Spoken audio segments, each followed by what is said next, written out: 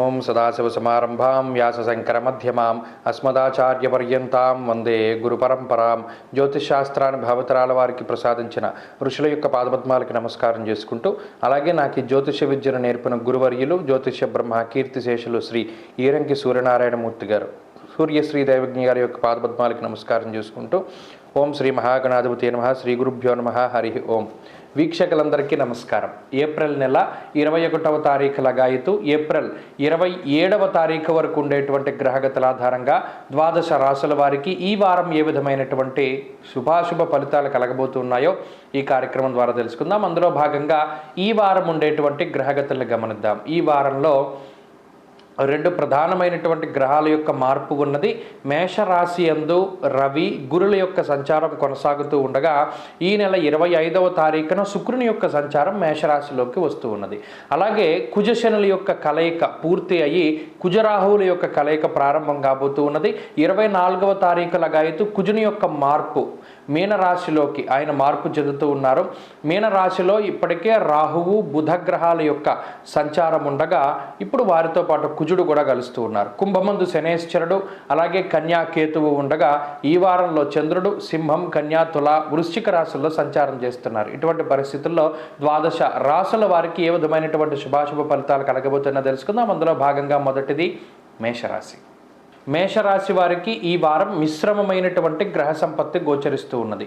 మరీ ముఖ్యంగా ఈ వారం ప్రారంభంలో జన్మరాశి అందే రవిగ్రహం గురుగ్రహం ప్రతికూలమైనటువంటి ఫలితాలని ఇస్తూ ఉండగా వ్యయంలో ఉన్నటువంటి శుక్రుడు ఈ వారం మధ్యలో జన్మరాశిలోకి సంచారం చేస్తారు. ఇది ఒక శుభ పరిణామంగా చెప్పవచ్చును.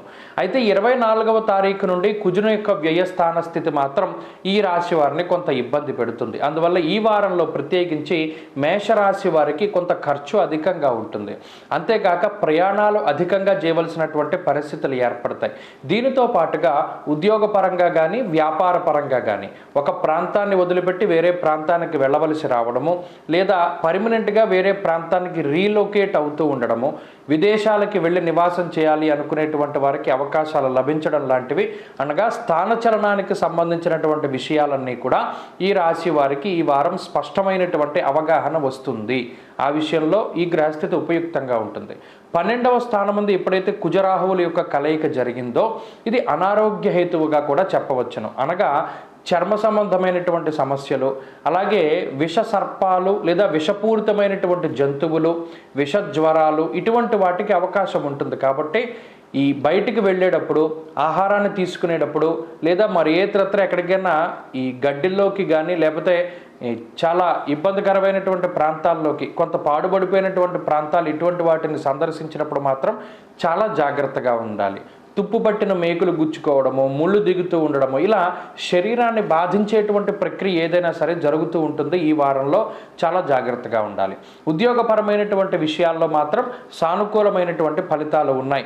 కొంత పై అధికారుల వల్ల ఇబ్బందులు ఏర్పడుతున్నప్పటికీ కూడా సానుకూలమైనటువంటి పరిస్థితులు కొంతగా వస్తూ ఉంటాయి. ఉద్యోగ మార్పుకి అవకాశం ఉంటుంది.